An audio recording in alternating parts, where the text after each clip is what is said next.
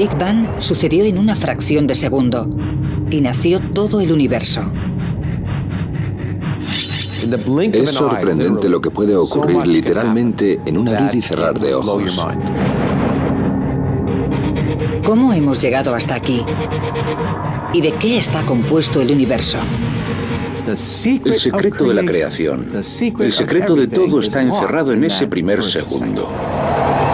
La tecnología está a punto de desvelar lo que ocurrió en el segundo más importante de todos los tiempos.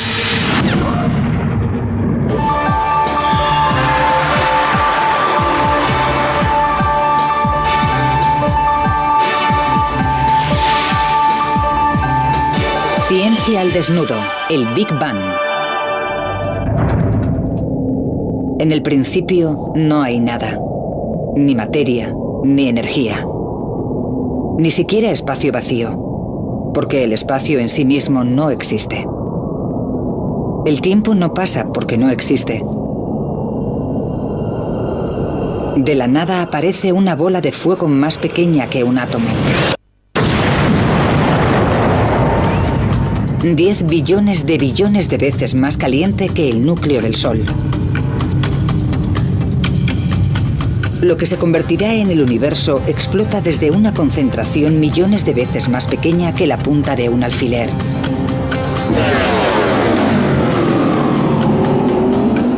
Comienza el tiempo. En un segundo se traza el borrador de todo el cosmos. ¿Cómo ocurrió? Es el mayor misterio de todos. El profesor Lawrence Krauss ha dedicado su carrera al estudio del primer segundo después del Big Bang. Si queremos entender nuestro lugar en el universo, tenemos que volver al principio absoluto y descubrir cómo ocurrió todo.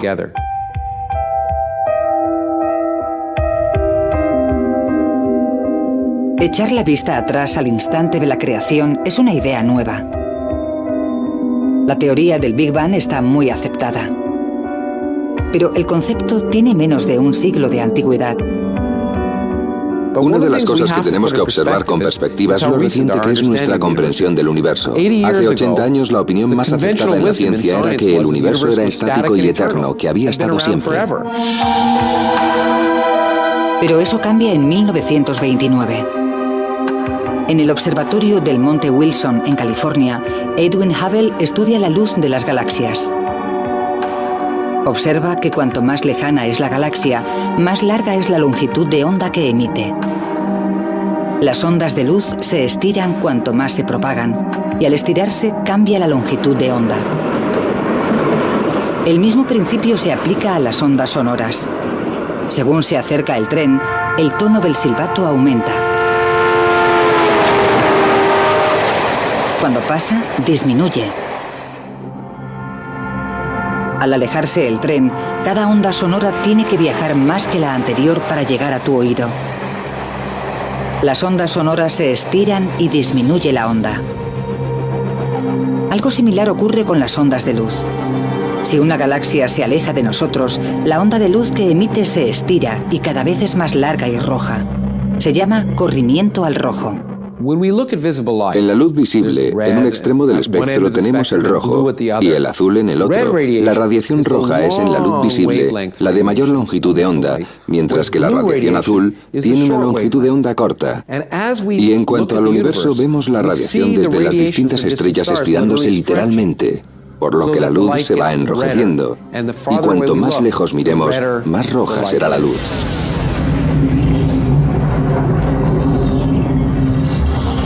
Las galaxias que nos rodean han cambiado a esta luz roja. Todas las galaxias lejanas, en todas direcciones, se están alejando de nosotros. Casi todas las galaxias se están alejando a más de 1,5 millones de kilómetros por hora. Si las galaxias se separan velozmente unas de otras, en algún momento deberían haber estado juntas. El universo se expande hacia afuera desde un solo punto. Es la primera prueba de que el universo tuvo un principio. El descubrimiento de Hubble condujo a un concepto radical, la teoría del Big Bang.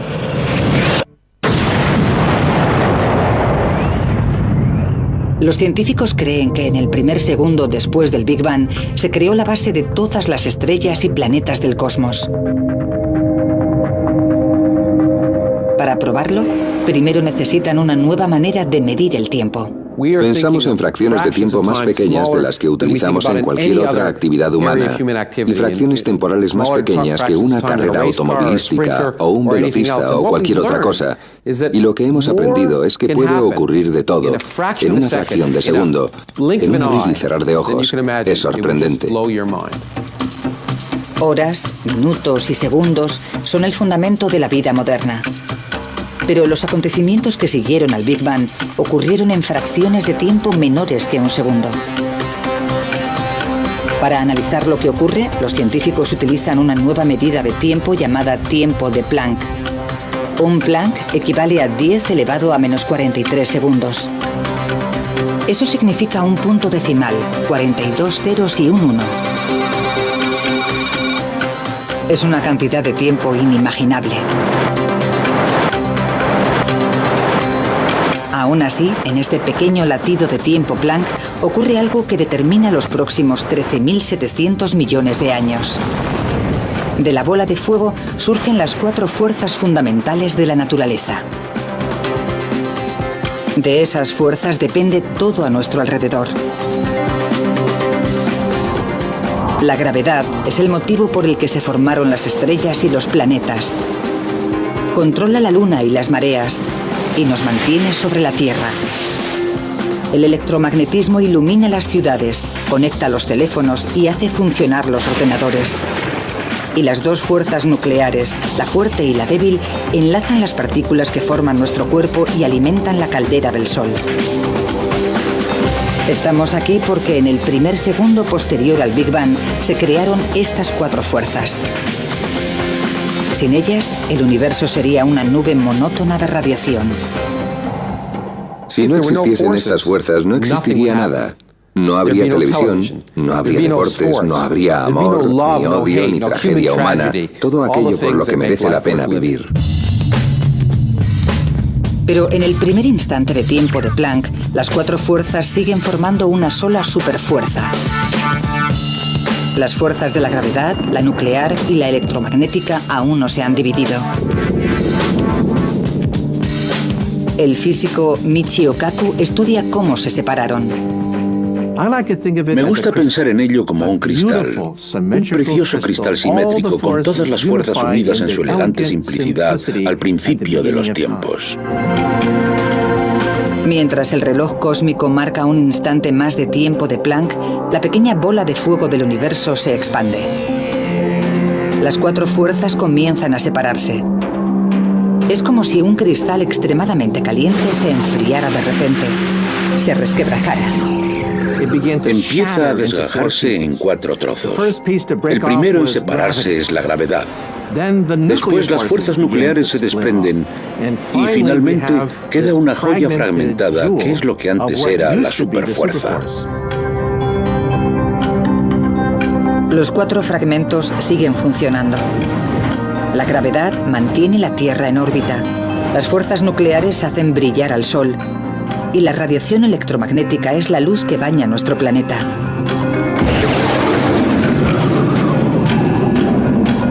Solo hemos avanzado fracciones de segundo en nuestro viaje y ya se han establecido los cimientos de nuestro mundo.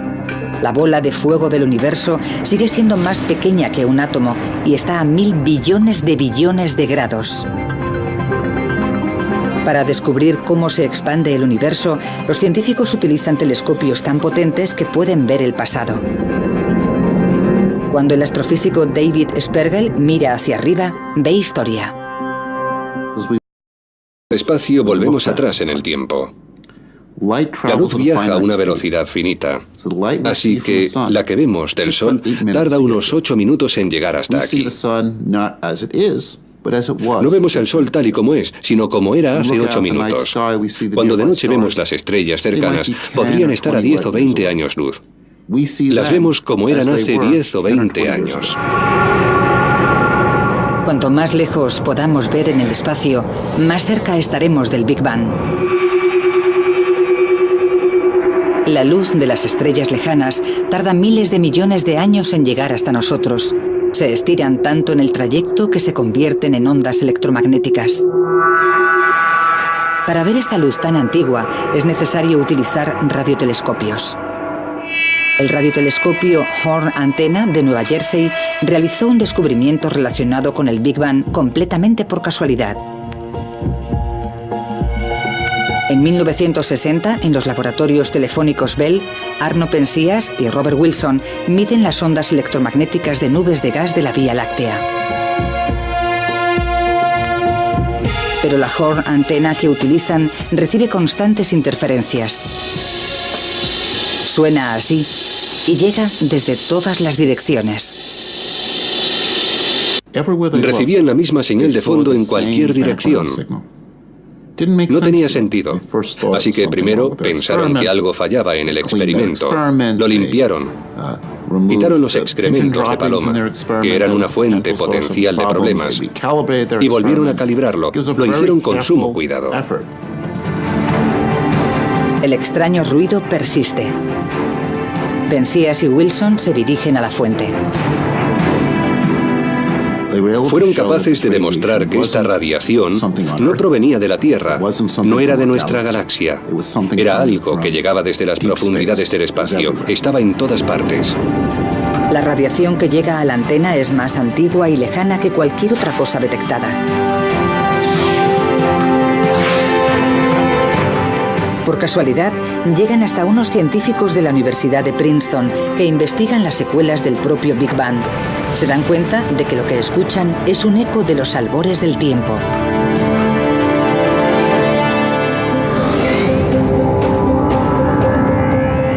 El Big Bang fue tan potente y tan caliente que aún quedan vestigios de ese calor. El calor comenzó como una radiación de rayos X extremadamente caliente. Al estirarse y enfriarse, se convirtió en luz visible, cambiando de azul a rojo, convirtiéndose en microondas y finalmente en ondas electromagnéticas. La radiación apenas perceptible se dirige constantemente a la Tierra. Se llama radiación de fondo de microondas cósmicas o CMB.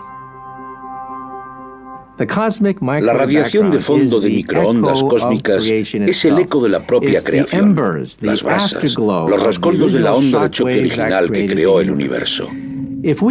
Si nuestros ojos captaran microondas, podríamos ver esta radiación y cada noche contemplaríamos el Big Bang. Mirando al cielo veríamos una explosión. Más de 13.000 millones de años después, hay una manera de observar este brillo cósmico a simple vista. Enciende la televisión, no sintonices ningún canal. Un porcentaje de la electricidad estática que se ve en la pantalla es radiación del Big Bang. Esta radiación cósmica está relacionada directamente con el Big Bang. También revela que el universo entró en una nueva fase. En menos de una billonésima parte de un segundo después de su creación. La radiación cósmica es la clave para descubrir qué ocurrió después.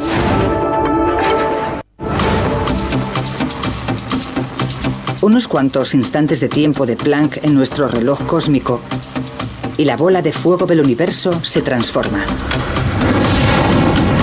En un instante, el universo es 1000 millones de veces más pequeño que un átomo. En el siguiente, se hincha hasta alcanzar el tamaño de una pelota de béisbol. En este momento crece más que en los 13.700 millones de años siguientes. Los científicos conocen esta rápida expansión como inflación, y la prueba perdura en la radiación cósmica que quedó tras el Big Bang. Como la electricidad estática de la televisión, la radiación cósmica parece tan constante y uniforme que ofrece un rompecabezas a los científicos. Cuando medimos las radiaciones de fondo de microondas cósmicas en esa dirección, la temperatura es idéntica a la de aquella dirección. Es lo mismo en todas. La única explicación es que el universo se hincha infinitamente más rápido que la velocidad de la luz. La inflación expande la bola de fuego del universo equitativamente, como cuando se infla un balón con un espectacular soplo de energía. Para hacernos una idea, es como comprimir un muelle. Apretamos cada vez más fuerte y se hace más y más pequeño, y además almacenamos una cantidad ingente de energía en ese muelle. Cuando lo soltamos, explota. La energía almacenada provoca una expansión exponencial del espacio. Pero si todo el universo es uniforme desde el primer segundo posterior al Big Bang en adelante, ¿cómo se formaron las galaxias? Los planetas y las estrellas son en un principio grupos de partículas. Con el tiempo, estas partículas de materia se unen debido a la fuerza de la gravedad y forman una masa densa. La Tierra fue primero una bola de partículas que se compactaron debido a la fricción y a la gravedad. El Sol que sustenta la vida en la Tierra fue primero una nube de gas y polvo. ¿Cómo se formaron estos grupos en primer lugar? En teoría, al principio, el universo sería grumoso, no uniforme. Para conocer la formación de las estrellas y planetas en el primer segundo tras el Big Bang, científicos de la NASA como David Spergel han desarrollado la sonda de anisotropía de microondas Wilkinson, o WMAP, una misión satélite para medir la temperatura de la radiación cósmica con mayor detalle que nunca. Aunque esta radiación está en todas partes, es apenas perceptible, y para observarla con detalle en el cielo es necesario salir de la Tierra o cualquier otra fuente que interfiera en la radiación. 7 a punto de despegar. 5, 4... La NASA lanza la sonda en el año 2001. Despegue del cohete Delta II para explorar el pasado y el futuro de nuestro universo. Podría conseguir la mejor instantánea del universo en su primer segundo de existencia. El lanzamiento fue extremadamente apasionante. Fue tenso, pero emocionante verlo subir y darnos cuenta de que funcionaba. La WMAP se encuentra a 1.600.000 kilómetros de la Tierra. Es tan sensible que puede medir la temperatura de la radiación cósmica en una millonésima parte de un grado. La WMAP lleva 5 años analizando el cielo al minuto. Está ahí con la Tierra y el Sol siempre detrás, mirando al espacio. El satélite da vueltas muy rápidamente y cubre una tercera parte del cielo cada hora. Gira y genera mapas de la radiación restante.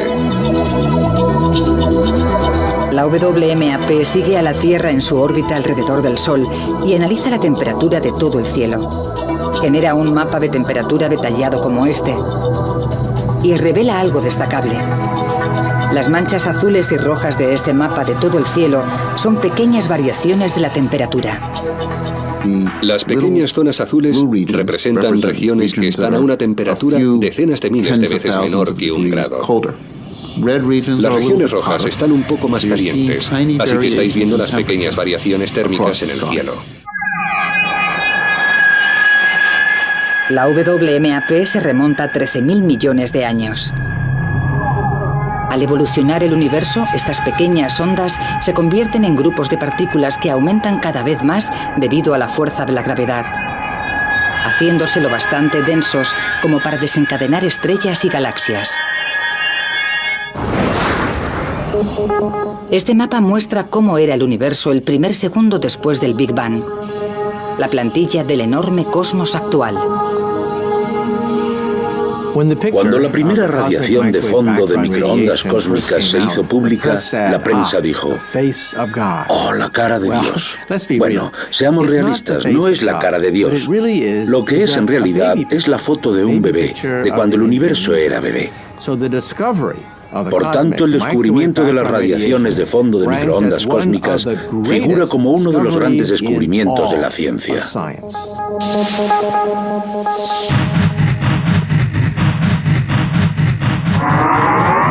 Menos de una trillonésima parte de un segundo después del Big Bang, la bola de fuego del universo se expande rápidamente. Es un globo ultracaliente que cabría en la palma de la mano. El universo bulle de energía y radiación. Pero al expandirse y enfriarse el universo del tamaño de la palma de una mano, se empieza a formar algo nuevo.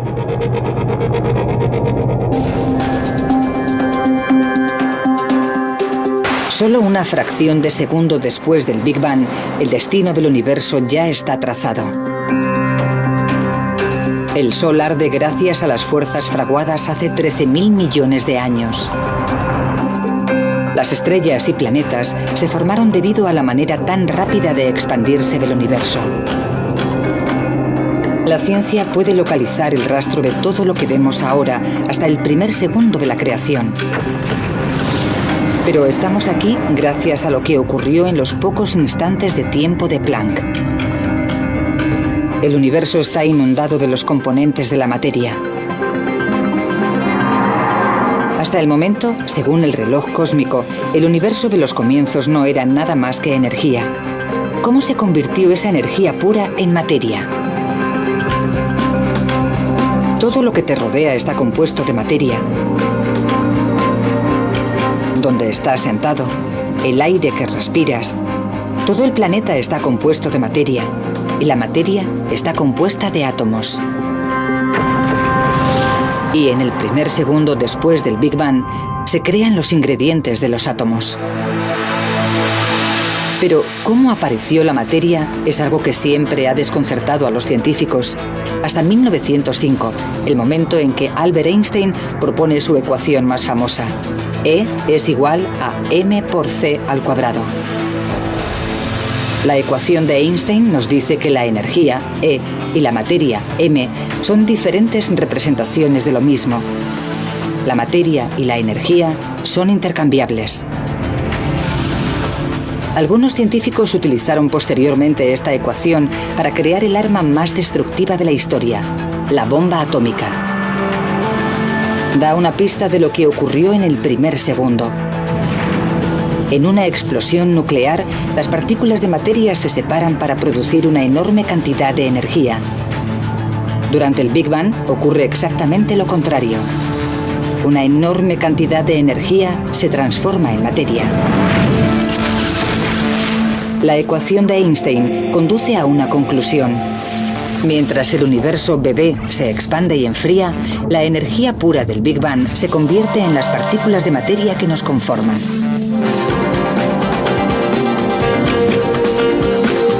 Estamos solo a un fragmento de segundo en nuestro viaje. Aparecen las primeras partículas de materia. El universo está 1 millón de veces más caliente que el núcleo del Sol. Demasiado caliente para que las partículas de materia se unan y formen átomos. Los científicos se enfrentan a un rompecabezas. ¿Cómo es este estado primario de la materia y cómo se convierte en los protones y neutrones que forman todos los átomos del universo? Era imposible que se formaran los átomos. Piensa en poner un cubito de hielo en un baño de vapor. El cubito se derrite inmediatamente. No puede haber cubitos de hielo en baños de vapor. Tenemos la prueba en un bloque de hielo. Cuando el agua está lo bastante fría, es sólido. Caliéntala y será líquido. Calienta el agua líquida y se evaporará en forma de gas, vapor de agua. Calienta en exceso el gas y la energía separa los átomos. De la misma manera, el universo en el primer segundo estaba tan caliente que solo podían existir las partículas elementales. Si viajásemos literalmente a los primeros segundos del universo, nos desintegraríamos.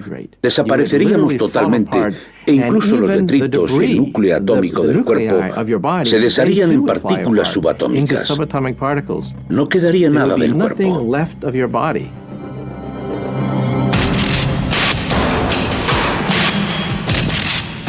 Solo hay una manera de ver los elementos que dieron lugar a la materia en el primer segundo posterior al Big Bang.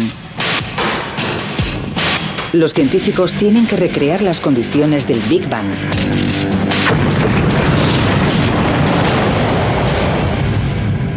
Se estima que el interior de una estrella está a decenas de millones de grados, pero durante el Big Bang se calcula que la temperatura era de billones de grados. Por tanto, no hay manera de simular la creación si no es con un acelerador de partículas. Chocando protones entre sí, podemos generar temperaturas que no se han dado desde el comienzo mismo del universo. Por tanto, los aceleradores de partículas son el único instrumento para poder simular la génesis.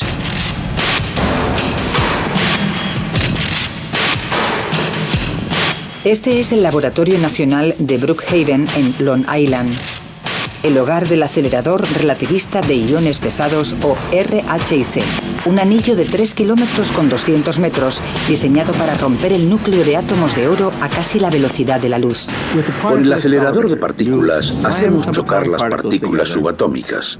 Como consecuencia obtenemos una tremenda lluvia de detritos. Y queremos entender lo que significa, queremos saber lo que hay dentro, qué se esconde en esa colisión. La energía de la colisión es colosal. A pequeña escala genera el universo embrionario en el primer segundo. ¿Cómo? Desgajando el núcleo del átomo en los protones y neutrones que lo componen. La energía es suficiente para romper los protones y los neutrones. En el interior, los científicos descubren las partículas elementales de la materia, partículas diminutas llamadas quarks. Pero son tan pequeñas y se mueven tan rápido que es difícil seguirlas.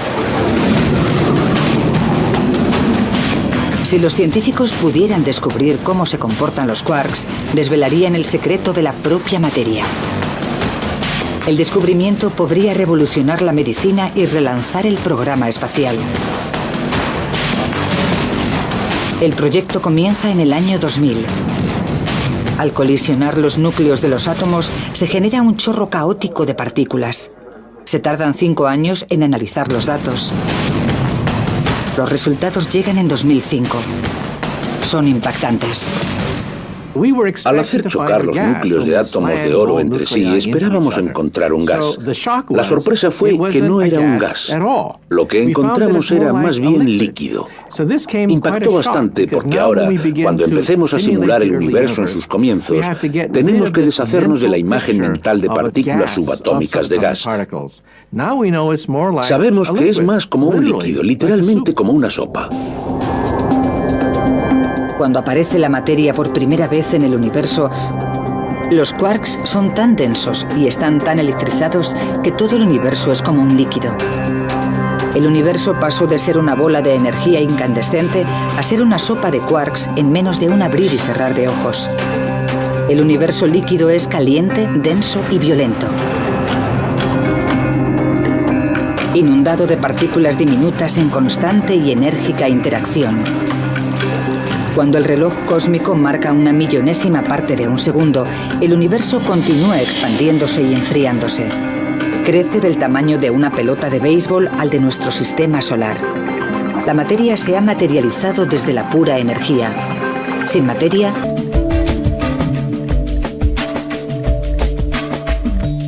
ninguno de nosotros estaríamos aquí. Y eso casi se cumple en ese primer segundo. Algo está a punto de destruir toda la materia del universo. El Armagedón se está fraguando. Una fracción de segundo después del Big Bang, el universo está inundado de las partículas elementales de los átomos. Estas partículas diminutas de materia deben sobrevivir en un campo de batalla. Todo a nuestro alrededor está compuesto por la materia que se creó a raíz de la energía que generó el Big Bang. Cada molécula, cada átomo, cada quark. ¿Cómo acabamos con un universo así, con tanta materia? Es una de las grandes preguntas. El acelerador de partículas podría revelar la respuesta. Cuando se recrea el primer segundo, se generan dos tipos de materia a partes iguales. Una es del tipo de materia que observamos a nuestro alrededor. La otra es lo contrario, la antimateria. La doctora Tara Shears explica qué son las dos caras de la misma moneda. Esta manzana está compuesta de materia y sabemos que cada partícula del universo tiene una pareja de antimateria que se creó en el Big Bang. La antimateria parece similar a la materia normal, pero no del todo. De hecho, es como su reflejo en un espejo. Por tanto, una antimanzana sería así. Pero la materia y la antimateria son enemigas mortales. No pueden coexistir. Fracciones de segundo después del Big Bang, el futuro del universo está en peligro. La materia y la antimateria están encerradas en una batalla a muerte. Ha pasado una millonésima parte de segundo del Big Bang y estalla la batalla. Cuando la materia y la antimateria chocan, el resultado es explosivo. Un conjunto de materia del tamaño de una manzana chocando con su antimateria equivalente generaría tanta energía como la de una bomba nuclear de 10 megatones. Si pudiésemos volver al verdadero universo naciente justo después del Big Bang, encontraríamos esta furiosa masa de materia y antimateria aniquilándose la una a la otra. Nos encontraríamos en medio de una batalla cósmica entre los dos bandos, en medio del fuego cruzado, por decirlo así. Al estar todas las partículas en un estado líquido superdenso, la materia y la antimateria se encuentran rápidamente y se destruyen entre ellas. ¿Cómo se generó un número equitativo y cada partícula de materia que choca con su antimateria es aniquilada? Toda la materia quedaría destruida nada más ser creada. Toda la materia acabaría encontrando la antimateria y se habrían aniquilado, produciendo radiación pura. Pero no por eso existe el universo. Si hubiese ocurrido, viviríamos en un universo de radiación pura, pero no viviríamos en él porque no estaríamos aquí, solo habría radiación. El caso es que el universo está lleno de materia. ¿Cómo venció a la antimateria? Es uno de los grandes misterios de la ciencia. Una teoría es que la antimateria es menos estable y se deteriora más rápidamente, provocando un pequeño desequilibrio entre la materia y la antimateria. Este pequeño desequilibrio acabó permitiendo a la materia aplastar a la antimateria. Sea cual sea la verdad, algo ocurrió justo después del Big Bang que inclinó la balanza a favor de la materia. La batalla terminó en ese punto. Y lo que quedó fue una pequeña cantidad de materia que generó el universo en el que vivimos. Eso significa que somos los restos de la batalla, somos los detritos, lo que quedó cuando todo lo demás estaba acabado. Los detritos formaron todo lo que hay a nuestro alrededor, desde el suelo que pisamos hasta la galaxia más lejana.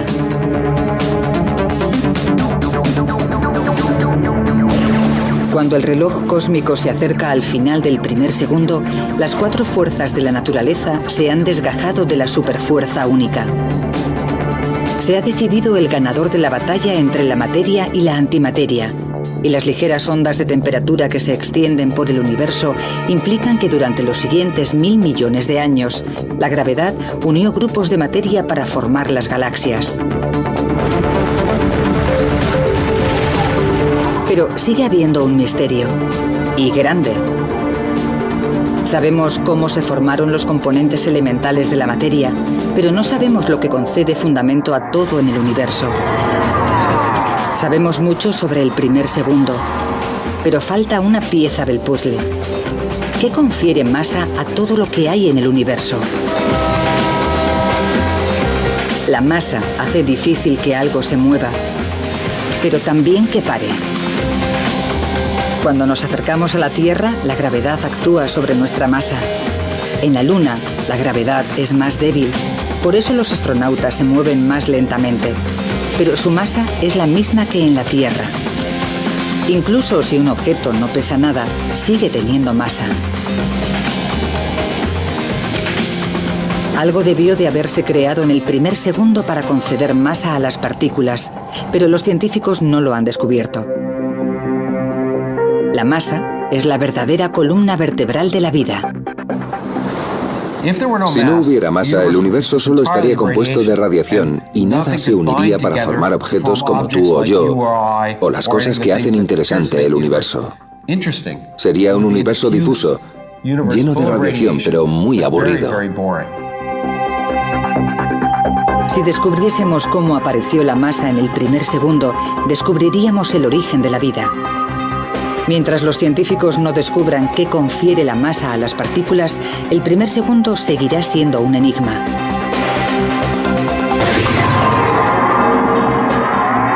Nuestro viaje casi ha acabado, pero falta una pieza del puzzle que ha confundido durante décadas a los científicos.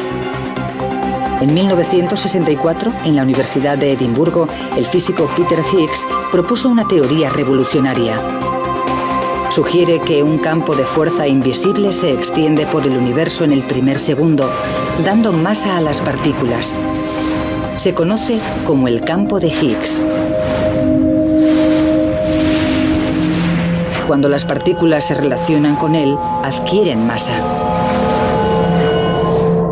Por ejemplo, si empujamos un coche que se ha quedado sin gasolina en la carretera, puedo conseguir moverlo y que avance, pero si estuviéramos en el barro, pesaría mucho más. No podríamos empujar tanto, actuaría como si fuese más pesado. Pues bien, pensamos que las partículas tienen masa por una razón similar. Tenemos el campo de Higgs y algunas partículas que reaccionan ante él de manera menos violenta y son más fáciles de empujar, por lo que se comportan como si pesasen menos. Las partículas que reaccionan más violentamente son más difíciles de mover y actúan como si fuesen más pesadas. Como el barro, el campo de Higgs se pega a todo. Cuando las partículas entran en el campo, ganan masa. Cuanto más contacto tengan con el campo, más masa ganarán. Los científicos creen que al campo de Higgs le arrastran sus propias partículas. Los periodistas la llaman la partícula de Dios. Los científicos la llaman el bosón de Higgs. Creen que identificando esta partícula podrían descubrir cómo llegamos aquí. Las matemáticas son buenas, pero ningún acelerador de partículas ha sido lo bastante potente como para encontrar el bosón de Higgs, hasta ahora.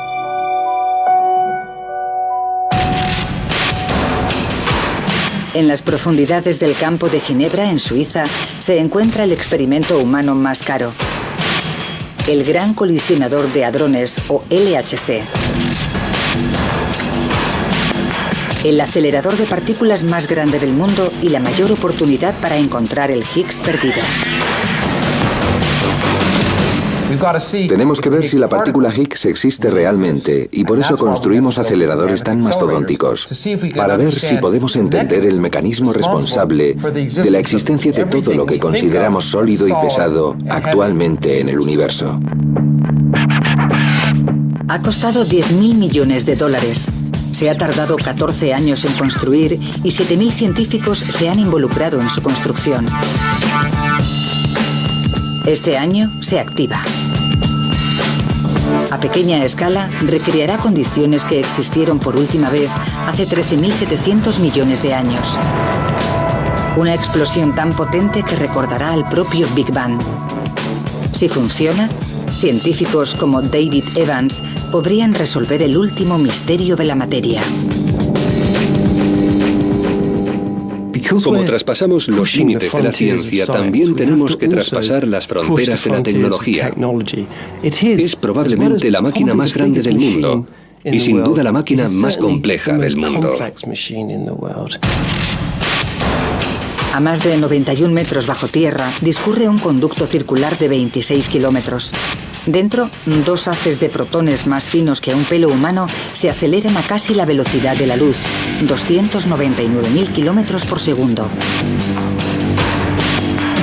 El LHC hará que las partículas choquen entre sí con una violencia 9 veces mayor que cualquier otro acelerador. 300 billones de protones volarán por el conducto en distintas direcciones y colisionarán en el corazón de 4 inmensos detectores. Lawrence Krauss inspecciona uno de estos detectores, cada uno del tamaño de un edificio de 5 plantas. Estamos aquí en lo que se ha descrito acertadamente como una de las catedrales góticas del siglo XXI. Una gigantesca estructura compuesta por miles de toneladas de acero, más hierro que la Torre Eiffel, y decenas de miles de kilómetros de cableado. Todo ello diseñado por miles de físicos de cientos de países que hablan docenas de idiomas diferentes, con la precisión de quizá una millonésima parte de 2,54 centímetros. Todo para detectar lo que ocurre aquí dentro. El LHC utiliza 4 de estos detectores gigantes a lo largo del conducto. El que esperan que encuentre el Higgs se llama Atlas. El Atlas ocupa la mitad de un campo de fútbol y pesa tanto como un submarino nuclear. Puede detectar 1.000 millones de colisiones por segundo. Cuando los protones chocan, el impacto es tan titánico que en una fracción de segundo recreará la materia como era justo después del Big Bang. Una lluvia de partículas elementales como quarks. En alguno de los detritos esperan encontrar el escurridizo Higgs.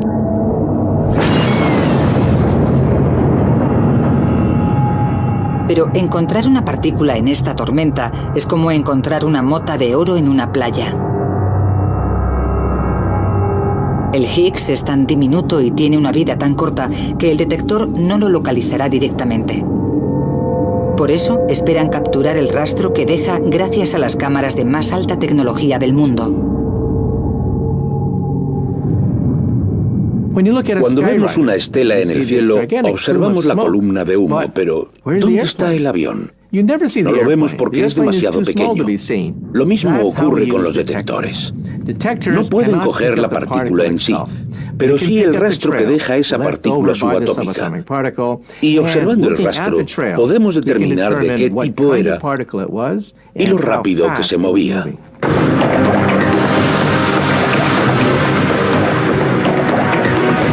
El LHC nos proporcionará más información que cualquier otro instrumento del planeta.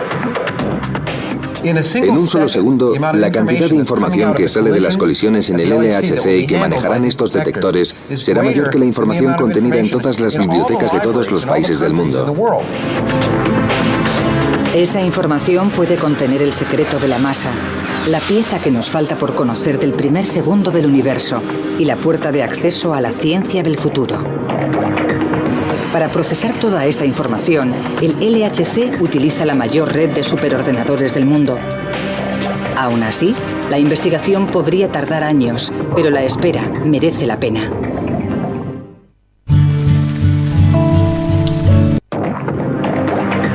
Este experimento podría desenmarañar finalmente la simple verdad de la base de nuestra existencia. Es una posibilidad que entusiasma a científicos de todo el mundo. Todavía no sabemos lo que conseguiremos con el LHC. Tenemos grandes expectativas de llegar a una mayor energía, menores magnitudes que nunca antes. Lo que conoceremos con el LHC cambiará nuestra idea del primer segundo del Big Bang. En la sala de control del LHC, el mayor experimento de la historia de la ciencia, comienza la cuenta atrás. El acelerador se comprueba, se sella y se enfría a temperaturas más bajas que las del espacio exterior. El LHC se ha diseñado, se ha construido y ahora las pruebas finales para ponerlo en funcionamiento se están llevando a cabo aquí mismo, en este momento. Esta máquina podría dar respuesta a uno de los mayores misterios de la vida. Es como estar presente en la creación. Si tiene éxito, el LHC podría conducir a una nueva era en la ciencia. Si fracasa en su búsqueda del Higgs y no desvela cómo la materia consigue la masa, dejará un hueco en el misterio del primer segundo. Tendrán que escribirse nuevas teorías y construirse experimentos más poderosos. Soy realista. Sé que quizá no encontremos nada. Eso podría provocar una crisis en la física. La física podría quedarse estancada si de repente todas nuestras máquinas no son lo bastante poderosas como para avanzar hacia el siguiente acto, la próxima escena en la nueva fase de la materia y la energía. Una cosa sí que saben. El LHC acercará el Big Bang a los científicos más que nunca. Retrocederá 13.700 millones de años hasta el primer segundo del universo. El segundo más importante. El reloj cósmico llega a su último instante de tiempo de Planck. El universo tiene un segundo completo de edad. Unas 1000 veces el tamaño de nuestro sistema solar. Y está inundado de partículas de materia, el componente básico de todo lo que nos rodea. El universo está lo suficientemente frío para que en el mar de quarks estos se agrupen de 3 en 3, formando protones y neutrones. En la saga del universo, su primer capítulo determina el curso de la historia. En los próximos minutos, el universo se enfría lo suficiente como para que los protones y neutrones formen los primeros núcleos atómicos. 300.000 años después, aparece el primer átomo. En cientos de millones de años, la materia se acumula para formar las primeras estrellas. Y en miles de millones de años, galaxias como la Vía Láctea. Más de 9.000 millones de años después del Big Bang, nace la Tierra. Un Big Bang. Un solo segundo. La génesis de todo. Para cuando acaba el primer segundo, el resto de la historia cósmica ya está escrito, incluido en última instancia el futuro del universo.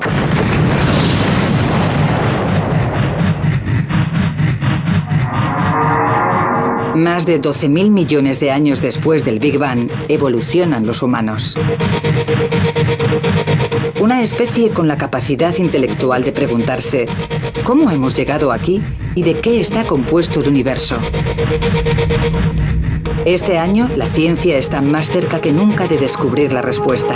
Y el secreto yace en el primer segundo épico.